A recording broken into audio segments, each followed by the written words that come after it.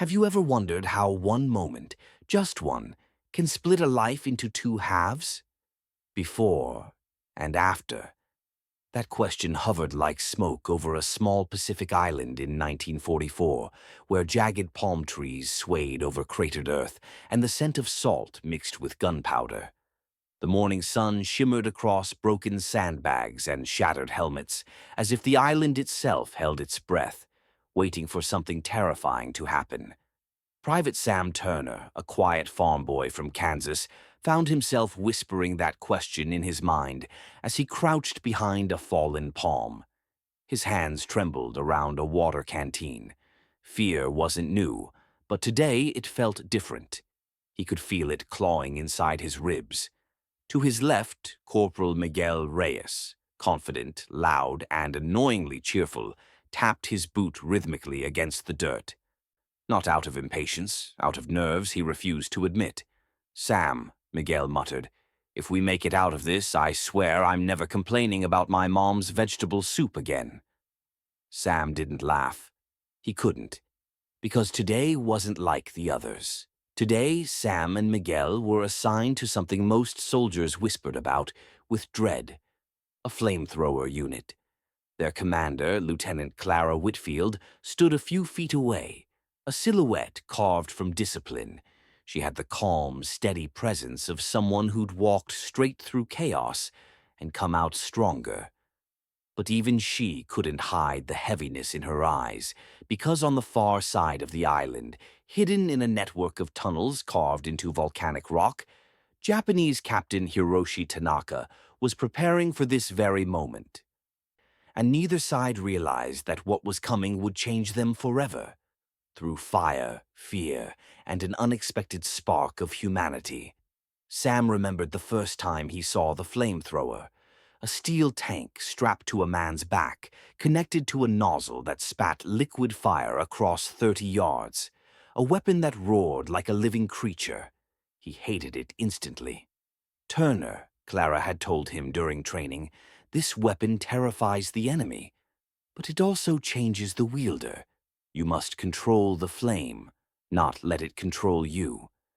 But today, crawling through ferns slick with morning dew, Sam felt the flamethrower controlling everything.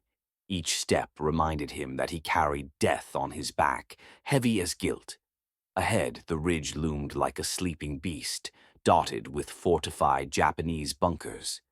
Machine guns waited inside those bunkers, silent, patient, hungry. "Eyes up," Clara whispered. "Scouts say they dug in tight, expect resistance." Miguel elbowed Sam lightly. "Hey, Kansas, when we're old men, I'm telling people you were the brave one." Sam swallowed. "We just need to get through today." Machine gun fire ripped through the jungle canopy. Dirt sprayed over their helmets. Men hit the ground, scrambling for cover. Clara raised her hand, precise, unpanicked. "Flamethrower team, push left. Go!" Sam's lungs burned as he crawled forward. With each inch, the flamethrower tank thudded against his spine like a reminder. This is what will decide whether you live or someone else dies. Captain Hiroshi Tanaka hadn't always been a soldier. Before the war, he taught literature to middle school children in Kyoto. His students loved how he read poetry as if it were a living thing. War had taken that from him. Now he commanded 50 men, half of them sick, half starving, all exhausted. The humidity inside their underground bunker stuck to their skin, making every breath feel heavy and damp. Tanaka sat at a wooden crate that served as his desk, brushing dust off a worn photograph of his sister, Hisako. He began writing. "If this letter reaches you, my beloved sister, know that I tried to lead with honor." But his pen trembled. Not because he feared death. He had accepted that long ago. It was the rumors that terrified him. Rumors that the Americans had brought flamethrower units. He had heard stories from other islands, stories of tunnels filled with men burned alive, soldiers reduced to unrecognizable shapes. Tanaka didn't fear death. He feared what fire does to the human spirit. But as commander, he had to pretend he feared nothing. His men needed him to be strength. They needed him to be unshakable. So he folded the letter slowly, placed it beneath his uniform, and whispered to no one, "Let this day not demand cruelty from me." The first bunker appeared like a shadow in the hillside, hidden behind brush, its opening just wide enough to reveal a glint of steel. Bullets erupted from the darkness. Sam hit the ground so hard his helmet rang. "Covering fire!" Clara shouted. American rifles answered back, cracking through vines and leaves. Still, the bunker spat bullets relentlessly. Clara turned to Sam, her voice steady despite the chaos. "Turner, it's yours." Sam's throat constricted. His hands shook, but he stepped forward. Miguel whispered, "I got your back, hermano." Sam ignited the nozzle. The roar of the flamethrower drowned out everything: the gunfire, the wind, even his own heartbeat. A wave of flames surged forward, curling around the bunker entrance. Screams erupted, horrible, raw, human. Sam froze. His fingers loosened around the nozzle. He hadn't expected it to sound like that. Miguel grabbed him, pulling him behind a fallen log. "Don't look, Sam, don't look!" But Sam didn't have to look. The sound would haunt him anyway. For the first time, he realized the truth. He didn't hate the Japanese soldiers. He hated what the fire made him become. On the other side of the island, Tanaka heard the screams. The sound echoed down the tunnels, bouncing off stone walls like ghosts wailing. He sprinted toward the forward bunker, sliding to his knees beside a soldier stumbling out, uniform engulfed in flames. Tanaka ripped off his jacket and smothered the fire with his bare hands. The young soldier looked at him, face charred, lips trembling. "Captain, it was fire, everywhere." His voice faded, his pulse stopped. Tanaka closed the man's eyes gently. He rose, furious, not at the Americans, not even at fate, but at the futility of it all. "We cannot hold the front bunkers," he told his lieutenants. "Fall back to the mountain fortress. Prepare for siege." His men obeyed. Though their eyes held fear, they dared not speak. Deep inside, Tanaka wondered if he still had enough humanity left to guide his men through what was coming. That night, the jungle was too quiet. Sam sat alone beneath a tree, staring at his burned gloves. He hadn't even noticed the burns until hours later. Clara approached softly. "You did what you had to." Sam shook his head. "It doesn't feel heroic." "It isn't supposed to," she replied gently. "Heroism is rarely clean." He looked up. "How do you deal with all of this?" Clara lowered herself beside him. "I remind myself every day that war tries to strip us of our humanity, but as long as we hold on to even a piece of it, we win."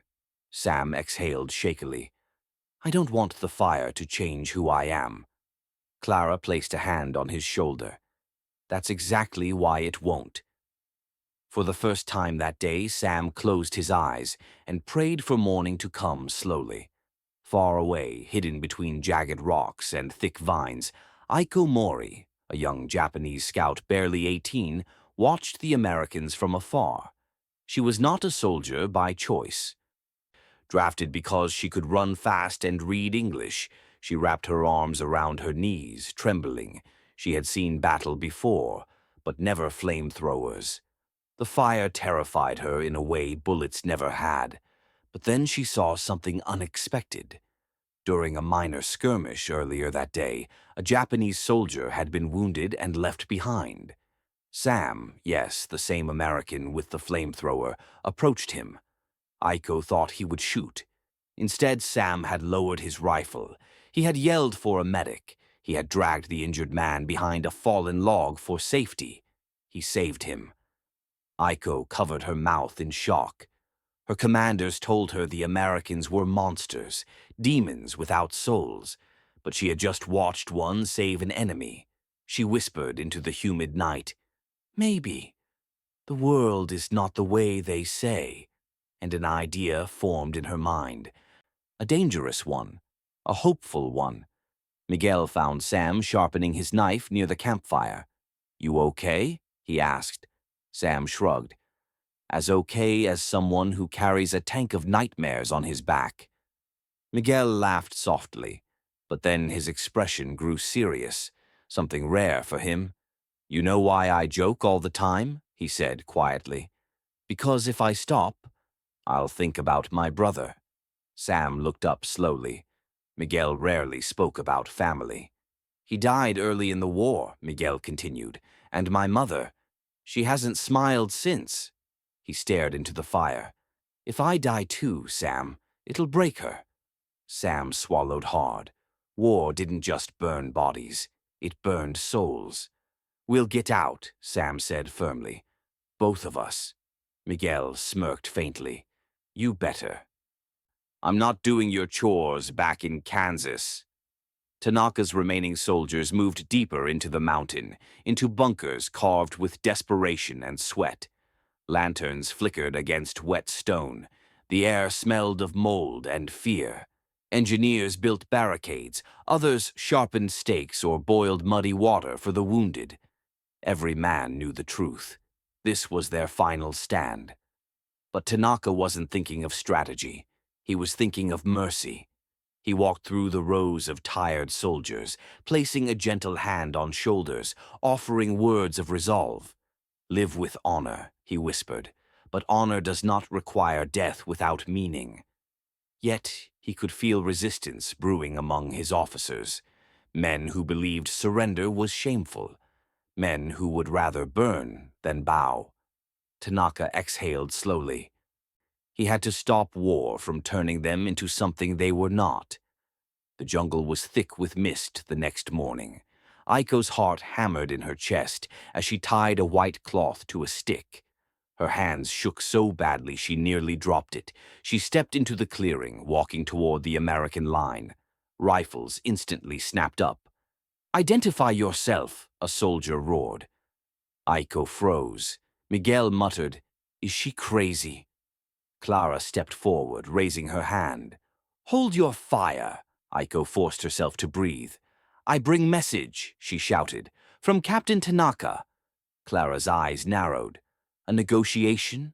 Aiko nodded vigorously. "He does not want pointless death. He wants dignity for his men." Sam stared at her, stunned. So the enemy commander wasn't a fanatic. He was a human being trying to save lives. Clara exchanged a glance with her men. This could be a trap, or it could be the chance to stop the coming inferno. Either way, the story had just taken a turn none of them expected.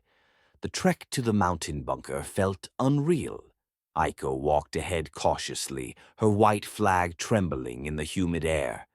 Behind her, Clara, Sam, Miguel, and two other soldiers trailed with weapons lowered, but ready. The jungle around them buzzed with insects, yet an eerie quietness overshadowed it. An unspoken agreement between two enemies who had briefly set fear aside. When they reached the entrance of the mountain fortress, a group of Japanese soldiers stood rigid, rifles raised. Their faces were hollow, starved, exhausted, but fierce in their loyalty. A tall figure stepped out, Captain Tanaka. His uniform was dusty, his hair disheveled, but his posture carried dignity. His eyes, dark, heavy, intelligent, studied the Americans with a controlled calmness. Aiko bowed. "Captain, I brought them." Tanaka nodded. He approached slowly, hands visible, no weapon in sight. "I am Captain Hiroshi Tanaka," he said in steady English. "I request time to speak with my officers. Many believe surrender is dishonor. They must understand. Survival is not shame." Clara stepped forward. "You want to negotiate?" Tanaka inhaled deeply. "I want humanity. I want to avoid flames consuming my men." His words struck Sam like a blow. The enemy feared the fire, not death. Fire. Clara's jaw tightened. "We can give you time. 1 hour, but beyond that I cannot hold off command." Tanaka bowed again. Then I will use every minute wisely." As he turned to disappear inside the darkness of the mountain, Sam noticed Tanaka's hands trembling, not from fear of the Americans, but from fear of losing control of his men. A war was brewing not just between two armies, but within the heart of the bunker. Tanaka returned inside with Aiko close behind him. They walked through the dim tunnels, illuminated by flickering lanterns. The air smelled of damp stone and desperation. Inside the command chamber, several Japanese officers awaited him. Among them was Lieutenant Sato, a fierce, rigid man whose loyalty to imperial doctrine burned hotter than any flamethrower. "Captain," Sato said sharply, "you brought the enemy onto our doorstep." Tanaka met his gaze calmly. "I seek to protect our men." "Protect?" Sato spat. "By surrendering like cowards? No, we fight until the last breath." A murmur of agreement rippled through a few exhausted soldiers. Tanaka raised a hand. "There is no honor in dying pointlessly. Our supplies are gone. Our men are sick. Surrender is not shame. It is wisdom." Sato slammed his fist onto a crate. "You disgrace the Emperor." Before Tanaka could respond, Sato turned to the other men. "We will prepare the oil traps. If the Americans come, we burn them. And ourselves before surrendering." Gasps echoed. Aiko stepped forward desperately. "Lieutenant Sato, Captain Turner, an American, saved a Japanese soldier yesterday. They are not demons." "Silence!" Sato roared, striking her across the face. Tanaka lunged forward, grabbing Sato's arm. "That is enough." The two stared at each other, two leaders with completely opposing beliefs, and for the first time Tanaka realized the true enemy wasn't the Americans. It was fanaticism, hatred, fear. But Sato had already taken control of half the bunker's defenses. Oil drums were being rolled into position, fuses were being prepared. The mountain was becoming a giant matchstick. Tanaka whispered to Aiko, "Find the Americans again if you must. Tell them it may already be too late." The hour ended. Clara gathered her team, her voice low but urgent. "We have to move. Command is pressuring us. Sam, Miguel, you're the lead team again." Sam's stomach twisted. This time felt worse, like walking into a volcano. The team advanced toward the mountain bunker opening. A heavy silence wrapped around them. Even the wind stopped moving. Then, a tremor shook the ground. Sam halted. "Did you feel—" A second tremor. Then a boom. A line of fire exploded from the mountainside, racing toward them like a living snake. "Oil traps!" Clara shouted. "Fall back, now!" Sam stumbled as the heat blasted toward them. Miguel grabbed him, pulling him behind a rock. But Sam saw something that froze his blood. Aiko running toward them from the tunnel, trying to escape the flames. "Sam!" Miguel shouted. "Don't you—" But Sam didn't listen. Without thinking, he ripped the flamethrower tank off his back, tossed it aside, and sprinted toward Aiko. The heat seared his skin instantly. The ground burned beneath his boots. Aiko collapsed. Flames crept toward her like hungry fingers. Sam dove, rolling over her, shielding her body with his own. The heat scorched his back, pain ripping through him like lightning. Miguel screamed his name, scrambling to reach him. Clara watched in stunned disbelief as the American soldier, the carrier of fire, risked his life to save an enemy scout. And inside the mountain, Captain Tanaka witnessed it all from the shadows. His breath caught. An American, saving a Japanese girl from flames set by her own commander? Everything he believed about the enemy shattered in that instant. With the fire fading, Miguel reached Sam and helped drag him and Aiko to safety. Sam's back was blistered, his face pale, but he was conscious. "You idiot," Miguel breathed. "A heroic idiot, but still an idiot." Sam managed a weak smile. "Had to get her out." Aiko opened her eyes, tears streaking her soot-covered cheeks. "You saved me," she whispered. "Why?" Sam coughed. "Because you're human." Those 4 words struck Aiko like a bolt of lightning. No propaganda, no doctrine, no lies could erase the truth she'd just seen. Tanaka emerged carefully from the bunker. His officers and remaining soldiers watched silently, stunned by the scene before them. He bowed deeply to Sam. "Your courage reminds me what humanity looks like," he said quietly. "I will not let more men die today." But behind him, Sato snarled, "You shame us all!" He rushed back inside, rallying the extremists still loyal to him. The mountain shook again. Inside the bunker, loyalty wasn't just cracking, it was collapsing. And now Tanaka had to stop the final explosion before the entire mountain turned into a furnace. Tanaka stormed inside the bunker, Aiko following despite her injuries. He found Sato lighting a fuse that would ignite all remaining oil drums. "Sato!" Tanaka roared. "Stop this madness!" Sato turned, eyes wild. "Better to die with honor than surrender like weaklings." Tanaka drew his sword, slowly, reluctantly. "I do not wish to fight you." Sato drew his own blade. "Then you will die." The 2 men collided in a flash of steel. Sparks flew, oil fumes filled the air. Soldiers backed away, terrified. Sato swung wildly.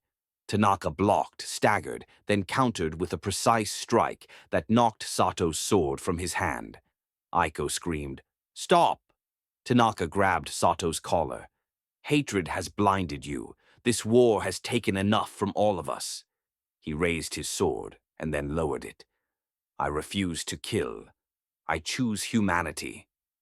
Sato fell to his knees, defeated, not by Tanaka's sword, but by his mercy. And for the first time the fanatic broke. He cried. Tanaka cut the fuse before it reached the oil. The mountain was saved from becoming hellfire. When Tanaka emerged from the tunnel, carrying Sato's fallen sword, and followed by every remaining soldier, the Americans braced for a fight. But instead, Tanaka raised a white cloth.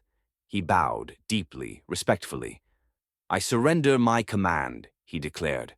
"My men will not raise arms again." Clara exhaled, lowering her pistol. Sam, pale and trembling, watched with relief. American soldiers lowered their rifles. For a brief moment, one indescribable moment, the war paused. 2 sides who had been taught to hate stood in silence, acknowledging the courage it took to choose peace. Aiko leaned against Sam. "You saved my life," she whispered again. "You saved ours," he replied. In that instant, the line between enemy and ally blurred, faded, and vanished entirely. Back in the now quiet bunker, Tanaka retrieved the letter he had written to his sister days earlier. But he could no longer send the same message. He tore it gently and began again. "My beloved Hisako, today I learned something profound. The enemy who carried fire spared the life of one of our own. Compassion still exists, even in war. And because of this, I chose life over death, mercy over pride." He folded the new letter and placed it in Aiko's hands. "When you return home," he told her, "give this to my sister. Tell her, her brother tried to be a good man." Aiko nodded solemnly. Sam lay face down in the medical tent, gritting his teeth as the medic treated the burns across his back. "You're lucky to be alive," the doctor muttered. "Another second and your spine would have cooked." Miguel sat next to Sam, arms crossed. "You're not allowed to do any more stupid heroic things without telling me first." Sam managed a weak laugh. "I'll write it on the calendar." Aiko entered quietly. Her eyes softened with guilt when she saw Sam's injuries. "I am sorry," she whispered. "You suffered because of my people." Sam shook his head. "No, I suffered because war is insane. People aren't." She bowed deeply, tears falling. And for the first time since the war began, Sam felt something he thought he had lost: the ability to forgive. Before the battalion moved on, Clara gathered her men in a clearing. Her voice was steady, but her eyes glimmered with emotion. "What happened here," she began, "is something you must never forget. We came prepared to destroy, but we found something far more powerful than fire." She looked at Sam, Miguel, Aiko, and even Tanaka standing at the edge of the group. "We found courage, compassion, humanity." She paused. "War tries to turn us into monsters, but today each of you proved that we still get to choose who we are." Sam felt her words sink deep into him. He now understood what she meant the first day she warned him about the burden of the flame. The true burden was choosing not to use it. Years passed. Sam returned to Kansas, becoming a quiet, thoughtful man whom people admired but never fully understood. Miguel opened a small repair shop, filling it with laughter and stories. Clara became a voice for veterans who struggled with invisible scars. Aiko traveled the world, sharing her message of peace. She kept Tanaka's letter folded carefully in her journal wherever she went, and Captain Tanaka became a symbol of reconciliation in Japan. His sister, upon receiving his letter, founded an organization dedicated to healing the wounds between former enemies. One day, an envelope arrived in Sam's mailbox. Inside was a letter written in elegant handwriting. "Because you saved one life, you changed many. Thank you for choosing humanity over fire." It was signed Hisako Tanaka, and below it, Aiko Mori.